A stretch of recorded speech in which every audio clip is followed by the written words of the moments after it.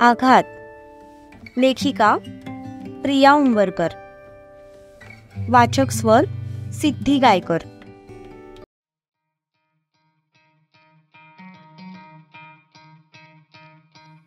साल्यांनो, तिला हात लावायची हिंमत केलीत ना तुम्ही?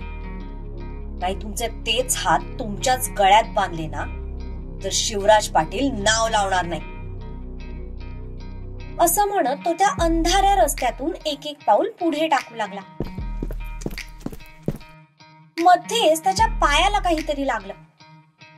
तसं त्याने खिशातला मोबाईल काढला आणि टॉर्च लावून पाहिलं तर त्याच्या पायाजवळ एक लाकूड पडलेलं होतं. त्याने ते उचलून हातात घेतलं आणि बॅट सारखं उचलून हवेत उगारलं.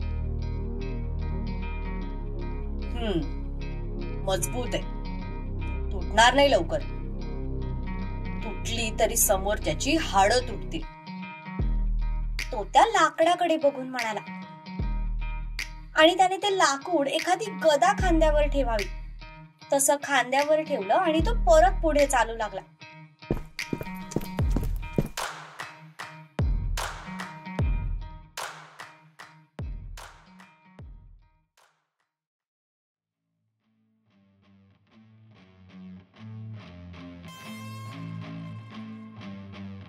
इकडे ताराने त्यांना इतका चोख दिला होता की शेवटी ते बेशुद्धच पडले. तशी ती मोठमोठ्याने धापा टाकत बाजूला झाली.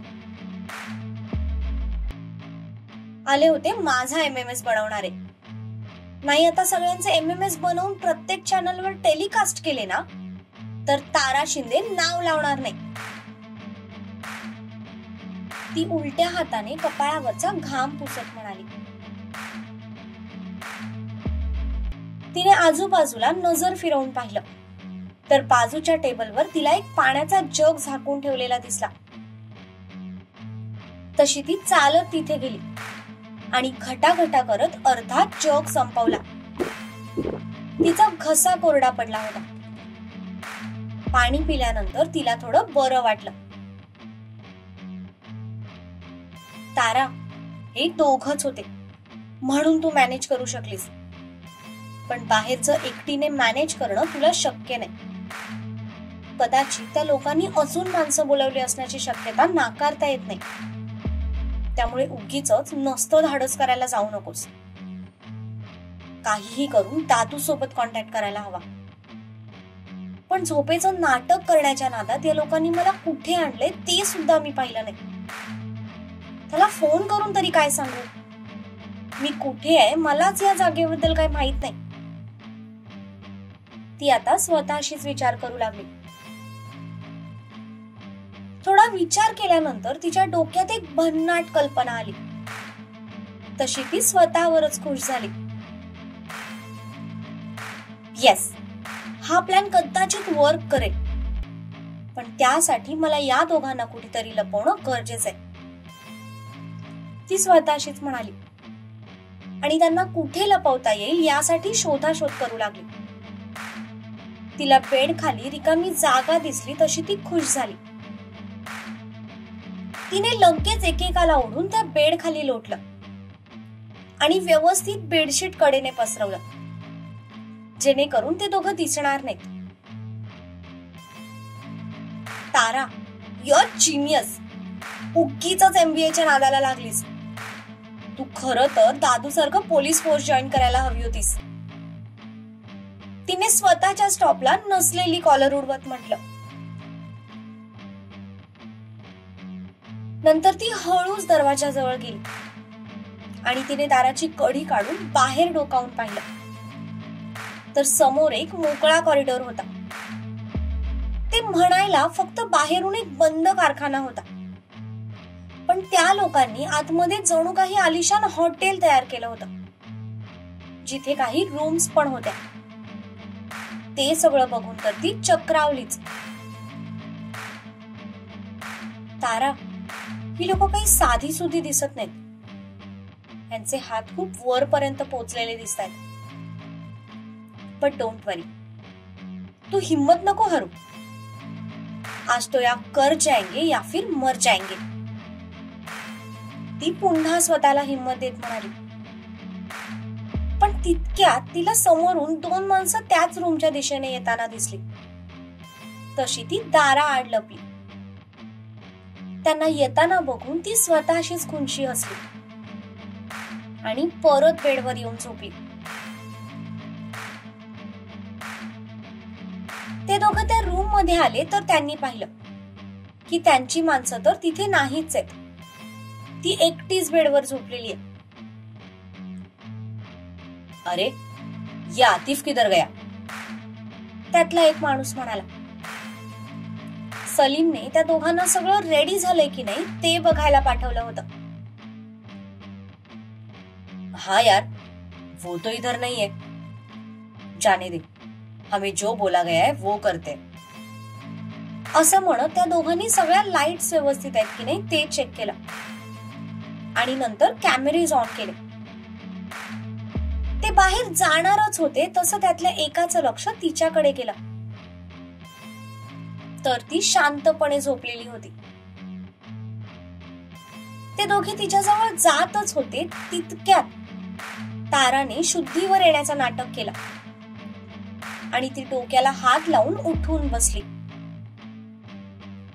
तिने पापड्यांची उघड झाप करत समोर पाहिलं तर ते दोघं तिच्याकडेच रोखून बघत होते. त्यांची ती वासनेने भरलेली नजर बघून तिने घाबरल्याचं नाटक केलं आणि तशीच पोटाजवळ पाय दुमडून मागे सरकली.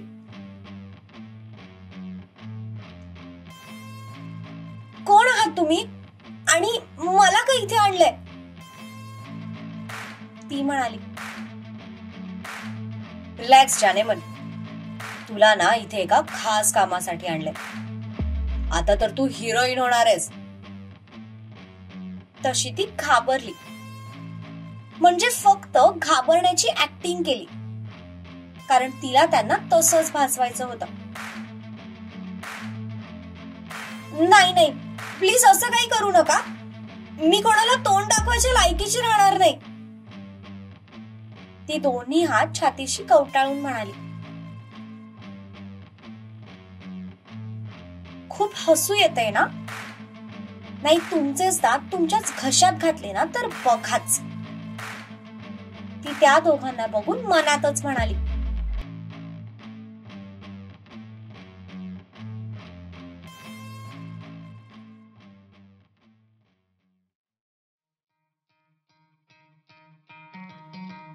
खांद्यावर लाकूड टाकत शिवा गाणं गुणगुणतच तिथे पोहोचला. त्याला बघताच बाकीची सगळी माणसं पुढे सरसावली. शिवाने त्या सगळ्यांवर एक नजर टाकली. सगळे मिळून 7-8 जण होते. शरीराने धिप्पाड आणि मजबूत. तरी पण तो घाबरला नाही. उलट त्या सगळ्यांकडे बघून तो गालात हसत होता. ए हिरो, गाणं म्हणायला तुला काही हीच जागा सापडली का? चल निघितून. त्यातला एक माणूस पुढे येत म्हणाला. पण शिवा मात्र काही बोलला नाही. तो फक्त त्या सगळ्यांकडे बघून गालातल्या गालात हसत होता. अबे ओए, तेरा ऊपर का फ्लोर खाली है क्या? बोला ना, निकल इधर से, अदर काम चालू है. आता दुसरा माणूस समोर येत म्हणाला. तरी पण शिवाने काही उत्तर दिलं नाही. तो नुसताच त्या माणसाकडे बघून गालातच हसत होता. अबे, छोटे बच्चे जैसा दांत निकालना बंद कर. बोला ना, निकल इधर से. त्यातला पहिला माणूस त्याच्या छातीला धक्का देत मागे ढकलत म्हणाला. तसा शिवाने त्याच्यावर एक जळजळीत कटाक्ष टाकला आणि हातातलं ते लाकूड गोल फिरवून त्याच्या डोक्यात हाणलं आणि त्याने ते इतक्या फास्ट केलं की कोणाला काही कळेपर्यंत तो माणूस त्याच्या पायाशी लोळण घेत होता. अबे साले, तेरी हिम्मत कैसे हुई उसको मारने की? असं म्हणत दुसरा माणूस पण त्याच्या अंगावर धावून गेला. तसं शिवाने एकाच हाताने त्याचा गळा पकडला. तो माणूस शिवापासून एकाच हाताच्या अंतरावर होता. शिवाने त्याचा गळा पकडून त्याला हवेत उचललं तसा तो स्वतःचा गळा सोडवून घेण्यासाठी तडफड करू लागला. त्याची अवस्था बघून बाकी सगळे पण त्याच्या अंगावर धावून गेले आणि त्यांना येताना बघून शिवाने त्या माणसाला तसंच दोन्ही हातांवर उचललं आणि त्या सगळ्यांच्या अंगावर फेकलं. तो तसा अचानक अंगावर आल्यामुळे बाकी सगळे त्याला घेऊनच खाली पडले.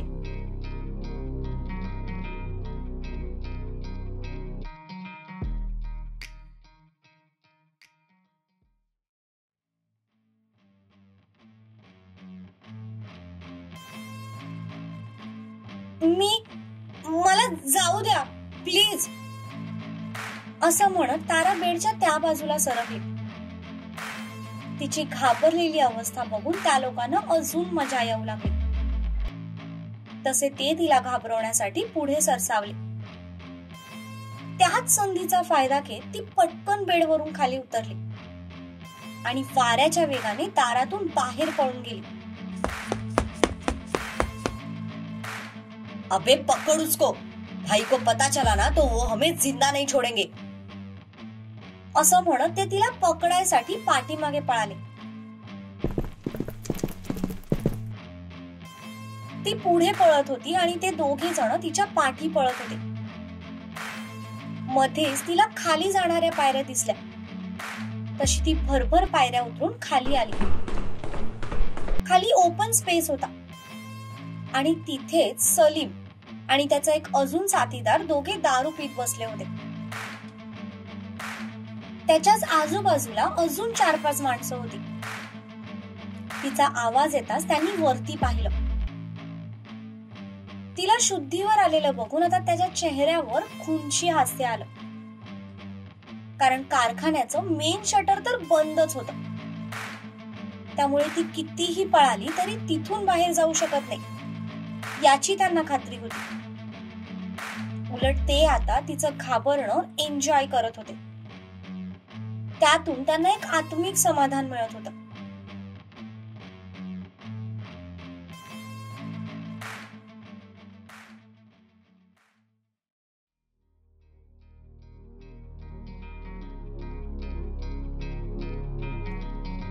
इकडे शिवा स्टाईलची पिटाई सुरू होती. शटर बंद असल्यामुळे त्यांचा आवाज आत जाणं शक्य नव्हतं, कारण आतमध्ये म्युझिक पण सुरू होतं.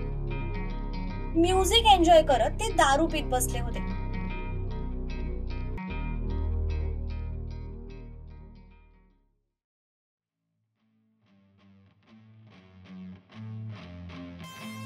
ती पळत खाली आली आणि आता तिने सगळ्यांवर एक नजर टाकली. फास्ट पळाल्यामुळे तिचे श्वास कमालीचे वाढले होते आणि त्या सगळ्या गिधाडांची नजर आता तिच्यावर होती. सलीमने पाठीमागून येणाऱ्या त्या दोघांना थांबवलं. तसे ते दोघेही जागेवर थांबले. बाकीचे 4-5 जण तिच्या अवतीभोवती जमा झाले. तिने मनातच त्यांना काउंट केलं. सगळे मिळून 7-8 जण होती. म्हणजे तिचा अंदाज खरा होता. नंतर पण काही माणसं तिथे आली असणार असा जो तिने तर्क लावला होता तो बरोबर होता, कारण आतमध्ये जर एवढे लोक आहेत तर नक्कीच बाहेर पण लोक असतील हे तिला ठाऊक होतं. तारा, आज तुझ्यातली पीटी उषा जागलीच पाहिजे. तुझ्या मागे पळून पळून त्यांना आधी दमव आणि मग वार कर, ती मनातच स्वतःला म्हणाली आणि तिने पळायला सुरुवात केली. तिला पकडण्यासाठी बाकीची माणसं पण तिच्या मागे पळाली. ती वाट दिसेल तिथे पळत होती आणि ते तिला पकडायला तिच्या मागे पळत होते. सलीम आणि त्याचा साथीदार दुरूनच त्यांची मजा बघत होते. चेहऱ्यावर घाबरलेले एक्सप्रेशन्स ठेवून ती मला वाचवा म्हणून इकडे तिकडे ओरडत पळत होती आणि ते तिला पकडण्यासाठी तिच्या मागे. मध्येच ती तिथे असलेल्या एका सोफ्यावर चढली. तसं त्यांनी सगळीकडून तिला घेराव घातला. आता ते कधीही तिच्यावर झपटा मारतील असं तिला वाटलं. तसं तिने सोफ्यावरच्या उशा एक एक करून त्यांच्या अंगावर फेकायला सुरुवात केली. तिला फक्त त्यांना आधी दमवायचं होतं, त्यानंतर मग ती त्यांना चोप देणार होती. कारण ते लोक नशेत आहेत हे तिला चांगलंच माहित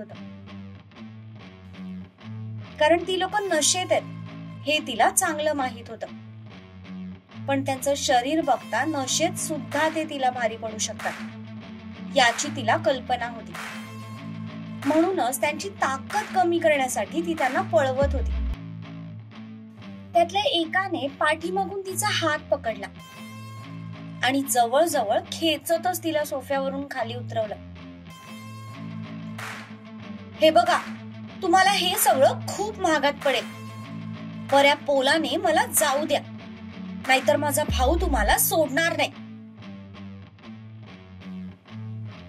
तुझा भाऊ येईपर्यंत तू त्याला तोंड दाखवायच्या पण लायकीची राहणार नाही, सलीम म्हणाला.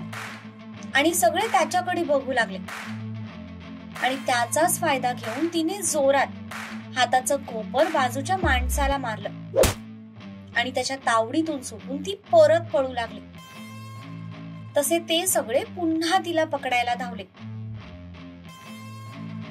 तिला समोर बंद शटर दिसलं, तशी ती त्या दिशेला पळू लागली.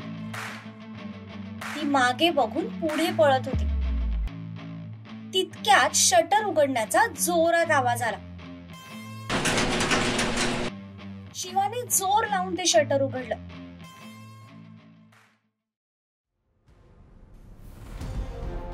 पण शटर उघडताच तारा समोरून पळत त्यालाच येऊन धडकली.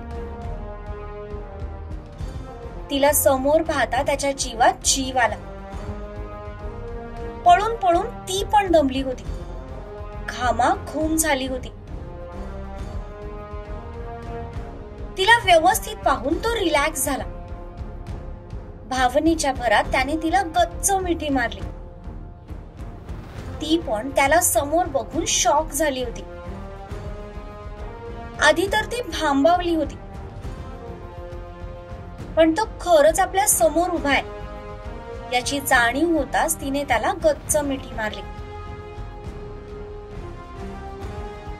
तू ठीक आहेस ना? त्या लोकांनी तुला काही केलं तर नाही ना? तो तिला बाजूला करत तिचा चेहरा उंजळीत घेत म्हणाला.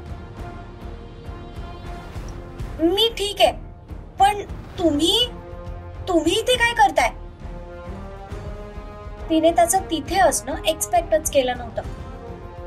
ती तर तिच्या भावाच्या वाटेकडे डोळे लावून बसली होती.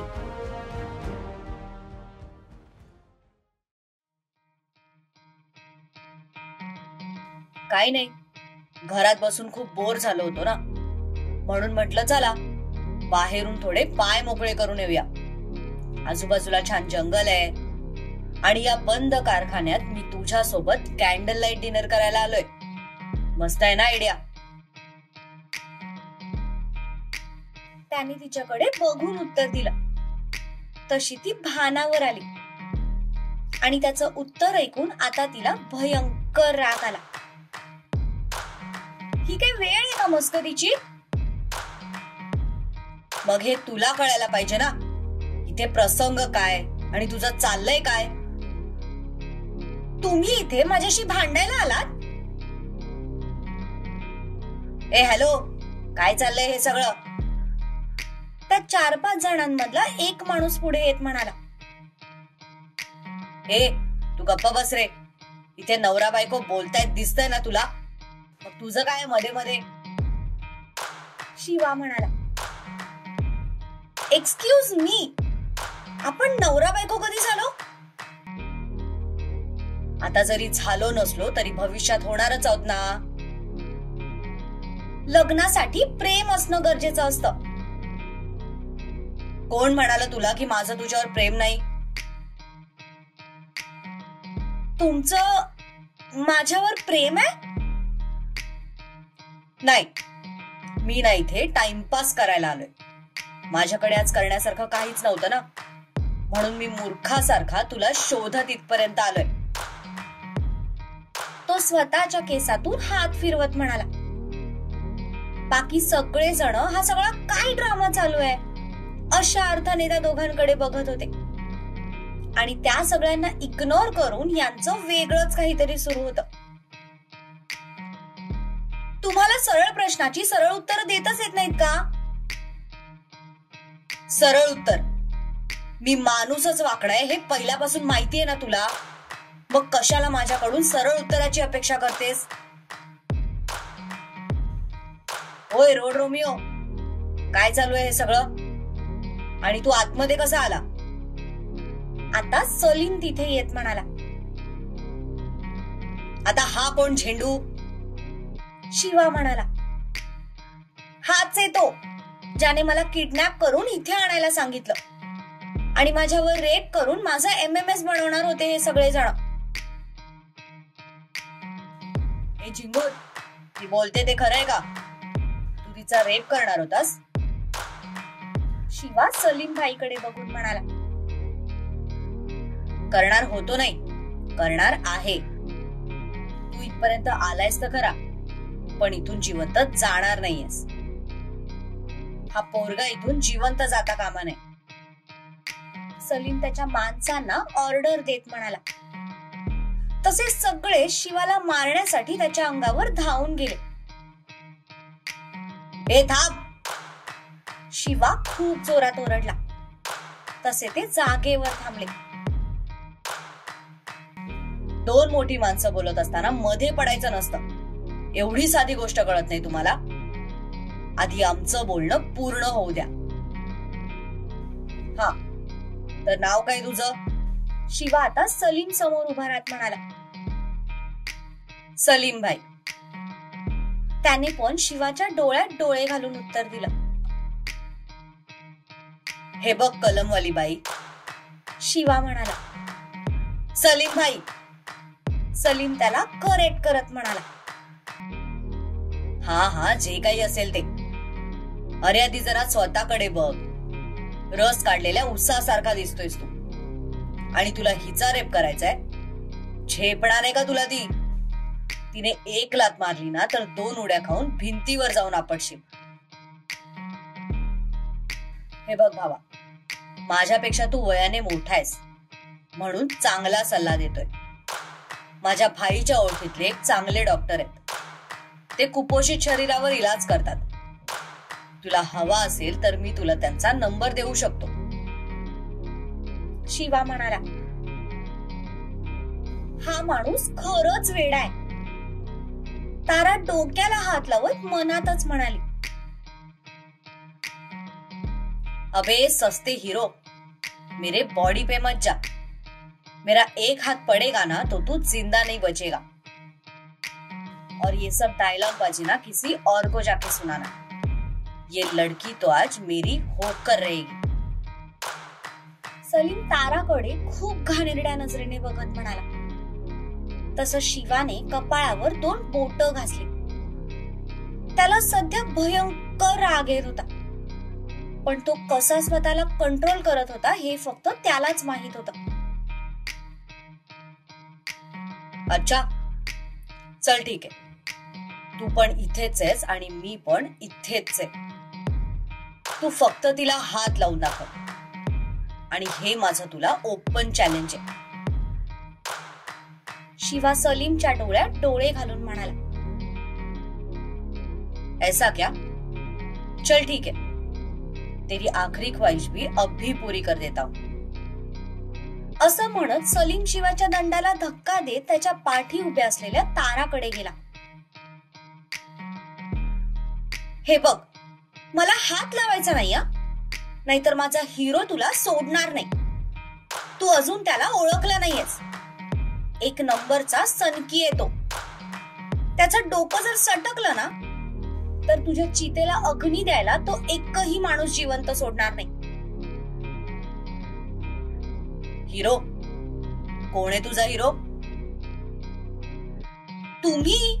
आणखी कोण? मी कधी तुझा हिरो झालो?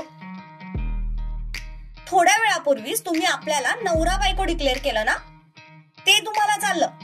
आणि मी साधं हिरो म्हटलं तर लगेच तुम्हाला प्रॉब्लेम झाला. हा तर सरळ सरळ दूधोंडीपणा झाला. अबे ये दोनों पागल है क्या?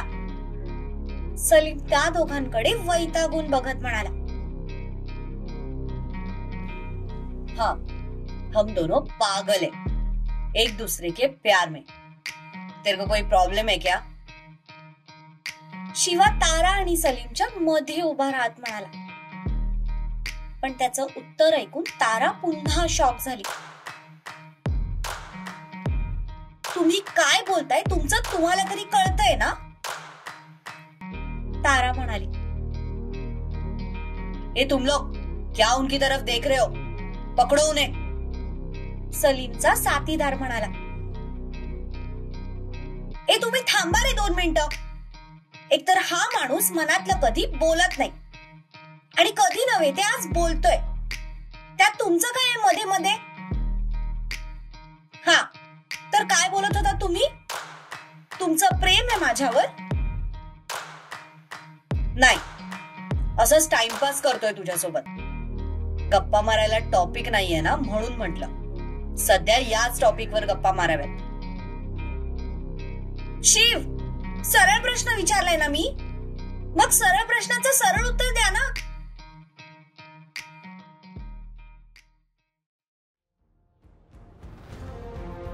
ठीक आहे, मग तुझ्या सरळ प्रश्नाचं सरळ उत्तर हे आहे की प्रेमात पडलोय मी तुझ्या. कधी कुठे कसा मला नाही माहित, पण पडलोय. आणि तरीही तुझा विश्वास बसत नसेल ना, तर हे बघ.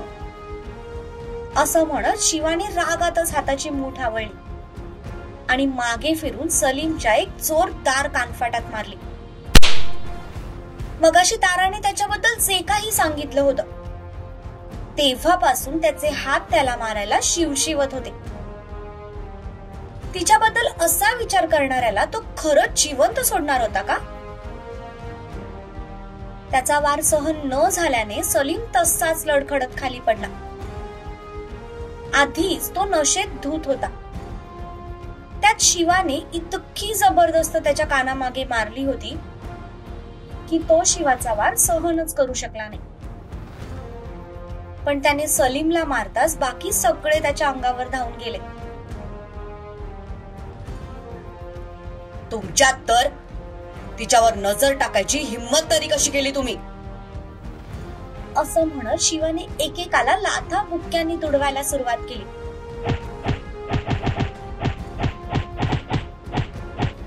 तारा मात्र विजेचा धक्का बसावा तशी नुसतीच उभी राहून समोरचा नजारा बघत होती. मगाशी तो जे काही म्हणाला ते लाऊड स्पीकर सारखं तिच्या कानात घुमत होतं. जे ऐकण्यासाठी तिचे कान तरसले होते तेच तो बोलला होता. फक्त त्याची व्यक्त होण्याची जागा चुकीची होती. पण तिला त्या गोष्टीने काहीही फरक पडत नव्हता. या शिवराज पाटीलची होणारी बायको आहे ती, आणि तुम्ही तिच्यावर हात टाकलात. असं म्हणत शिवाने त्यातल्या एका माणसाला डायरेक्ट दोन्ही हातांवर उचलून घेतलं आणि समोरच्या भिंतीवर आदळलं. त्याचा आवेग इतका खतरनाक होता की बाकी सगळे त्याच्या पुढे टिकाव धरूच शकणार नव्हते. अगदी 10च मिनिटात त्याने सगळ्या माणसांच्या मुसक्या आवळल्या. सगळे वेदनेने विवळत त्याच्या पायाशी लोळण घेत होते. सगळ्यांना धूळ चारून त्याने त्याचे हात झटकले आणि कपाळावरचा घाम पुसत तिच्याकडे पाहिलं. ती तर अजूनही शॉक बसल्यासारखी त्याच्याच तोंडाकडे बघत होती.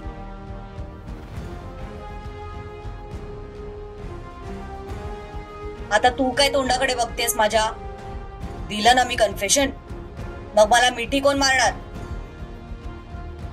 तो त्याचे हात खोलत म्हणाला. तसं तिच्या डोळ्यातून टपकन एक अश्रू गालावर ओघळला.